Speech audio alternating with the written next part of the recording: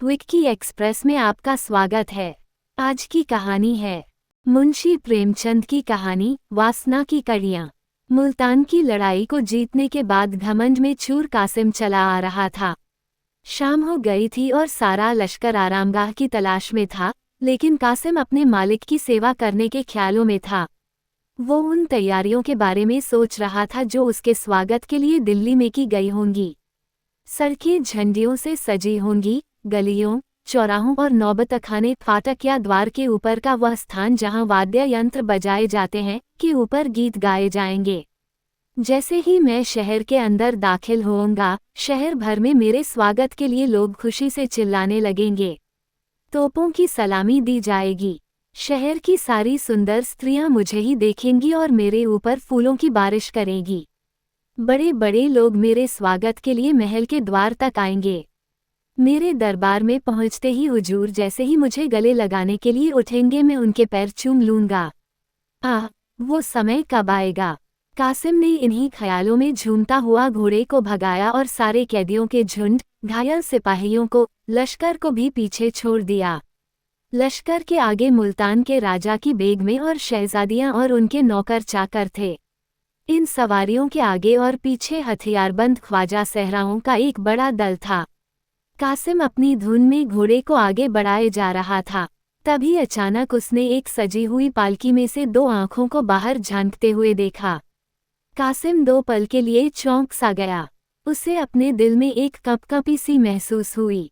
वो नजरें कासिम के दिल के किसी एक कोने में घर कर गई। उसके सामने वही दो आंखें घूम रही थी। उसके दिल में एक मीठी मीठी चुभन सी, एक बेसुधी सी होने लगी। उसका रोने को मन कर रहा था। उसके दिल में दर्द का एहसास जाग गया था, जो प्यार की पहली मंजिल होती है। थोड़ी देर बाद कासिम ने हुक्म दिया, आज हमारा यही ठहराव होगा। आधी रात गुजर चुकी थी और लगभग सारे लश्कर के आदमी गहरी नींद सो चुके थे। पड़ाव के चारों ओर मशालें जलती दिख रही थीं। जो जवान सुरक्षा में थे वो भी जम्हाइयां ले रहे थे, लेकिन एक कासिम था कि उसकी आंखों में नींद बिल्कुल न थी। वो अपने आरामदायक खेमे में बैठे हुए सोच रहा था कि क्या उस स्त्री को एक नज़र देख लेना कोई गुनाह है। माना कि वो मुल्तान की शहजादी हैं और मेरे हुजूर उसे अपने महल में रखना चाहते हैं, लेकिन मेरी इच्छा तो बस उसे देखने भर की है। अगर ये गुनाह है तो मैं ये गुनाह करूँगा। अभी भी तो हजारों बेगुनाहों को मार कर के लौटा हूँ और किसी को एक नज़र देख लेना उन कत्लों से बड़ा गुनाह नहीं हो सकता। वैसे भी कासिम मुल्तान को फतेह करने वाला हीरो था। वो देर रात तक इसी विषय पर सोचता रहा। फिर कासिम ने अपने खेमे से बाहर निकलकर बेगमों के खेमे को देखा, जो थोड़ी दूर पर ही थे।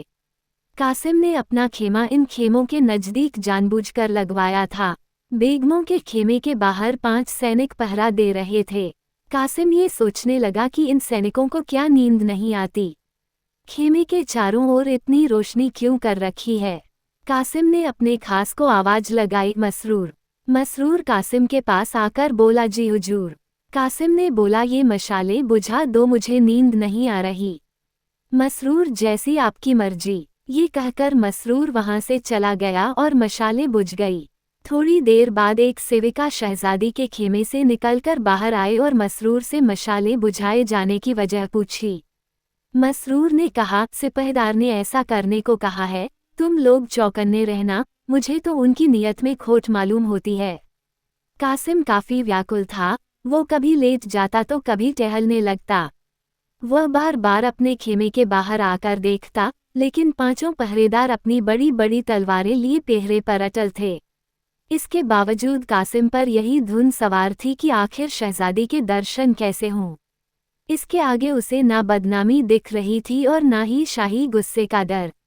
घड़ियाल ने रात के 1 बजाए, जिससे कासिम चौंक गया, जैसे कोई अनहोनी हो गई हो।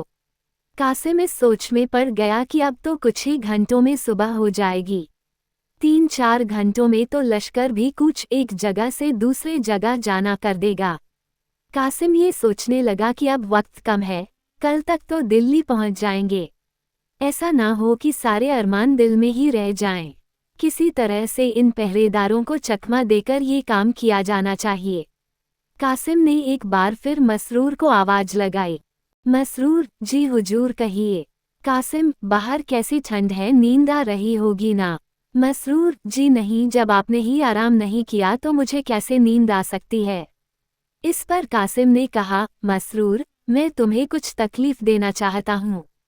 तुम्हारे साथ जो ये 5 आदमी हैं, जरा उनके साथ लश्कर का चक्कर लगा आना। रात में कुछ सिपाही जुआ या फिर पास के गांवों में चले जाते हैं, पर काम जरा होशियारी से करना। मसरूर, पर हुजूर यहाँ तो पहरेदारी के लिए कोई नहीं बचेगा।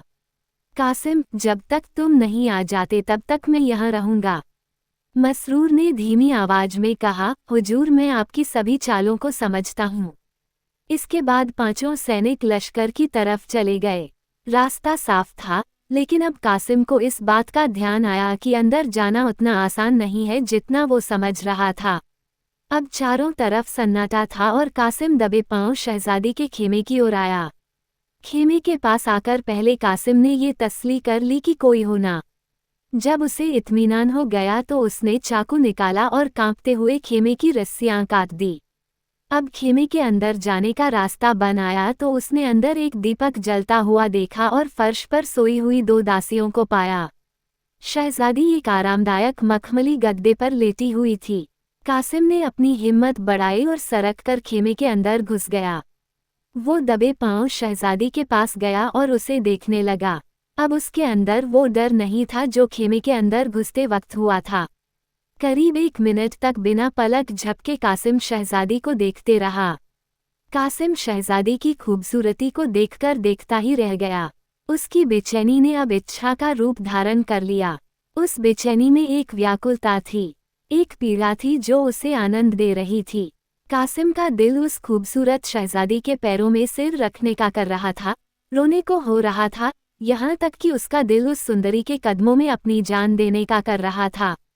उसके मन में अजीब सा एहसास होने लगा और वह वासना की लहरों में फंसता चला गया। कासिम करीब आधे घंटे तक उस सुंदरी के पैरों के पास अपना सिर झुकाए बस यही सोचता रहा कि आखिर कैसे उसे जगाए। वो जैसे जैसे करवट बदलती कासिम का कलेजा मुंह को आ जाता। कासिम ने जिस दिलेरी, जिस बहादुरी से मुल्तान को जीता था, धीरे धीरे वो दिलेरी उसका साथ छोड़े जा रही थी। फिर अचानक कासिम ने एक गुलाबपोश गुलाब जल रखने का पात्र को देखा जो एक चौकी पर रखा हुआ था। उसने गुलाबपोश उठाया और फिर सोच में पड़ गया कि शहजादी को जगाऊं या नहीं। अंत में हिम्मत कर कासिम ने शहजादी के चेहरे पर गुलाब जल के कई छींटे डाले, जिससे शहजादी की नींद खुली और उसने अपने सामने कासिम को पाया। कासिम को देखकर उसने फौरन अपना चेहरे पर नकाब डाला और धीरे से मसरूर को आवाज लगाई। इस पर कासिम ने कहा, जी वो मसरूर तो यहाँ नहीं है, लेकिन आप मुझे अपना ही खादिम समझिए। शहजादी ने अपना नकाब ठीक किया और खेमे के एक कोने में जाकर खड़ी हो गई। कासिम को आज पहली बार अपनी वाक शक्ति, बोलने की शक्ति को लेकर यह एहसास हुआ कि वो कितना गंभीर आदमी है। उसे अपने जज्बात बयां करने में हमेशा झिझक होती थी। कासिम ने कहा, मैं जानता हूं कि मैंने गलती की है, आप इसकी जो सजा सही समझे वो मुझे मंजूर होगी। कासिम ने शहजादी के सामने आह भरते हुए कहा, मैं ही वो बदनसीब इंसान हूँ जिसने आपके बुजुर्ग पिता और भाइयों को मारा है। मेरे ही हाथों से मुल्तान के हजारों जवान भी मारे गए। सल्तनत तबाह हो गई और आपको ये दिन देखना पड़ा, लेकिन आपका ये मुजरिम आपके सामने है। आपके एक इशारे पर मैं आपके लिए न्योछावर हो जाऊंगा। मुझे ये आज मालूम हुआ कि कैसे बहादुरी के पर्दे में मन की इच्छा इंसान से किस तरह के पाप करवाती है। काश मेरी ये आंखें पहले खुली होती। कासिम ने अपने दिल का सारा हाल शहजादी के सामने कह दिया। भावनाओं में उसने अपने दिल की पीड़ा का ऐसा वर्णन किया कि उसके पास जो शब्द थे वो भी खत्म हो गए। अपने दिल की बात कहने की उसकी सारी इच्छा पूरी हो गई। कासिम वहां से हिला तक नहीं, बल्कि उसने अपनी आरजुओं के लिए एक कदम और आगे बढ़ाया। मेरे इस पूरे विवरण का फायदा ही क्या, अगर हाले दिल ही सुनाना होता तो किसी तस्वीर को सुना देता। वो तस्वीर मेरी कहानी को ज्यादा ध्यान से और खामोशी से सुनती। कासिम के दिलो दिमाग में बस यही चल रहा था कि काश मैं भी इस सुंदरी की आवाज सुन पाता। मेरे इस दर्द का उसके दिल पर क्या असर हुआ ये मालूम हो पाता। काश उसे इस बात का एहसास होता कि जिस आग में मैं जल रहा हूँ, उसकी थोड़ी सी आंच उधर भी पहुँच पाती। उसकी आवाज़ कितनी मीठी होगी। इस सुंदर शहज़ादी की आवाज़ सुनने में कितना मज़ा आएगा। अगर कहीं वो भी मुझसे प्यार करती होगी तो फिर मुझसे खुशनसीब इस दुनिया में कोई और ना होगा। इन्हीं ख्यालों में कासिम दिल ही दिल खुश हुए जा रहा था। इन सबके बीच कासिम को दासियों के जागने और मसरूर के वापस आ जाने की धक धक लगी हुई थी। कासिम ने कहा, ए हुस्न की मल्लिका, ये खादिम सेवक आपकी कृपा का अधिकार रखता है, इस पे कुछ रहम नहीं करेगी आप? इस पर शहजादी ने नकाब के अंदर से ही कहा, जो खुद रहन पाने का अधिकारी हो वो दूसरों पर क्या रहन करेगा? मैं वो पंछी हूँ जिसके ना बोल है ना पर। शहजादी ने कहा, मुझे मालूम है कि कल शाम को मैं उस जालिम बादशाह के आगे हाथ बांधे खड़ी रहूंगी। कौन शख्स ऐसी जिंदगी की इच्छा रखेगा? आगे शहजादी ने आह भरते हुए कहा, मुल्तान की शहजादी एक जालिम और पापी इंसान की वासना का शिकार होने को मजबूर है। आप मुझे मेरे हाल पर छोड़ दीजिए। मैं तो हूँ ही बदनसीब, ऐसा ना हो कि आपको भी मेरे साथ साथ शाही गुस्से का शिकार बनना पड़े। दिल में तो बहुत बातें हैं पर क्यों कहूँ, उससे क्या ही हासिल हो जाएगा। आप बहादुर भी हैं और आप में खुददारी भी है, खुदा आपको बरकत दे। मुझे आपसे कोई शिकायत नहीं है। मुझे आज मालूम हुआ कि मोहब्बत कितनी पाक है, जो उस दामन में भी मुंह छुपाने से परहेज नहीं करती जो मेरे अपनों के खून से सना पड़ा है। आपसे मेरी बस यही विनती है कि आप इस गरीब को भूल मत जाना। ये पल मेरे दिल में हमेशा एक मीठी याद बनकर रहेगा। उस कैद में यही सपना मेरे दिल को सुकून दिया करेगा। अब आप इस सपने को तोड़िए मत और खुदा के वास्ते जाए यहाँ से, इससे पहले कि मसरूर आ जाए। वो बड़ा ही जालिम किस्म का है। मुझे तो ये आशंका है कि उसने आपको धोखा दिया है, इसमें भी कोई शक नहीं कि कहीं वो यहाँ ना छिपा बैठा हो, उससे आप थोड़ा होशियार रहिएगा। अब आप जाए, खुदा हाफिज। ये सब सुनने के बाद कासिम ख्यालों में डूब गया। उसने जो कभी सपने में भी नहीं सोचा था वो पूरा हो गया। वो गर्व से फूला न समा रहा था। वो अपने आप को दुनिया का सबसे खुशकिस्मत इंसान समझ रहा था। कासिम के दिल ने कहा, मैं इस खूबसूरत स्त्री के लिए क्या कुछ नहीं कर सकता। मैं क्यों डरूं बादशाह से? मैं बादशाह का गुलाम नहीं हूँ। मेरी बहादुरी की किसी भी दरबार में कद्र हो सकती है। मैं इस गुलामी की जंजीर को तोड़ डालूंगा और एक ऐसे देश में जाकर बस जाऊंगा जहां बादशाह तो क्या उसके परिंदे भी ना आ सकें। हुस्न का आशीर्वाद हो तो मुझे किसी और चीज़ की इच्छा नहीं। मैं अपनी इच्छाओं का गला क्यों घोंटूं? इन्हीं विचारों को मन में सोचते हुए कासिम ने तलवार निकाली और बोला, जब तक मुझ में दम है तब तक आपकी ओर कोई आंख उठाकर भी नहीं देख सकता, चाहे फिर वो बादशाह ही क्यों ना हो। मैं दिल्ली के हर कूचे में खून की नदियां बहा दूंगा, पूरी सल्तनत को तबाह कर दूंगा। अगर कुछ नहीं कर पाया तो मर मिट जाऊंगा पर आपका अपमान होते नहीं देखूंगा। शहजादी धीरे धीरे कासिम के करीब आई और बोली, आप पर पूरा भरोसा है मुझे, पर आपको मेरे लिए थोड़ा तो सब्र करना होगा। आपकी खातिर मैं हर तरह की तकलीफ सह लूंगी। आपका प्यार ही मेरी हिम्मत बनेगा। इस बात का यकीन है कि आप मुझे अपना समझते हैं, मेरा सहारा बनेंगे। ना जाने तकदीर हमें फिर मिलाए या नहीं। इस पर कासिम ने अकड़ते हुए कहा, हम लोग दिल्ली जाएं ही क्यों, भरतपुर जा सकते हैं।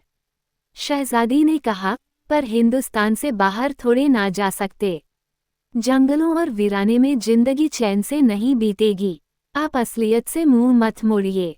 माना खुदा ने आपको बहादुरी बख्शी है, पर तेगे इस्फानी भी तो पहाड़ से टकराएगी तो टूट ही जाएगी। शहजादी की बात सुनकर कासिम का जोश थोड़ा ठंडा हुआ। कल्पना की दुनिया का जो भ्रम उसकी आंखों पर था वो हट गया। उसे अपनी बेबसी साफ साफ दिखाई देने लगी। कासिम बोला, अगर आपको मेरे साथ जंगलों में जिंदगी बिताना पड़े तो क्या? मोहब्बत में तो दुनिया की नेमतें भी फीकी लगती हैं।